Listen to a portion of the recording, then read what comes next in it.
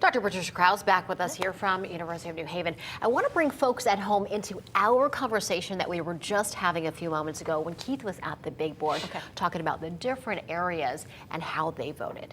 You had some interesting insight. Yeah, well, I think because a lot of people don't understand, that you look at some of these areas and they look fairly large, sort of, they're large counties. Land mass. Correct.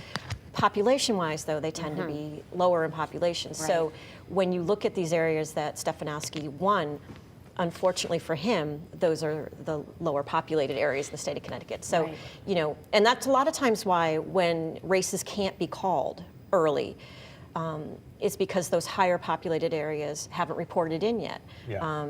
When you look at states like Virginia, the majority of the state is red, but Northern Virginia is blue. So when those counties, they have the highest populations, and it takes the longest time to count the votes and tally the votes. So, for a lot of people, they don't understand, like, why didn't somebody win in a certain area?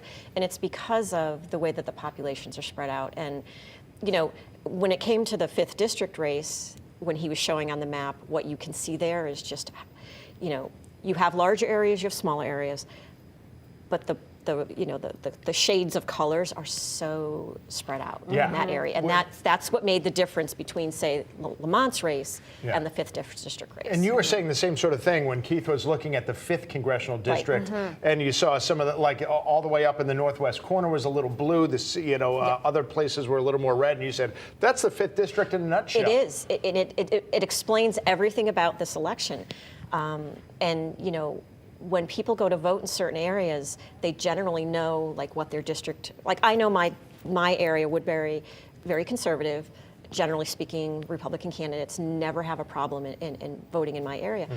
But you go one town over, and it's a very different setup, where there's more Democrats than Republicans. There's a lot of independents, and that's why those shades are so light. There's a lot of independents in those areas. So looking at these maps actually helps to explain elections far better than simply looking at percentages.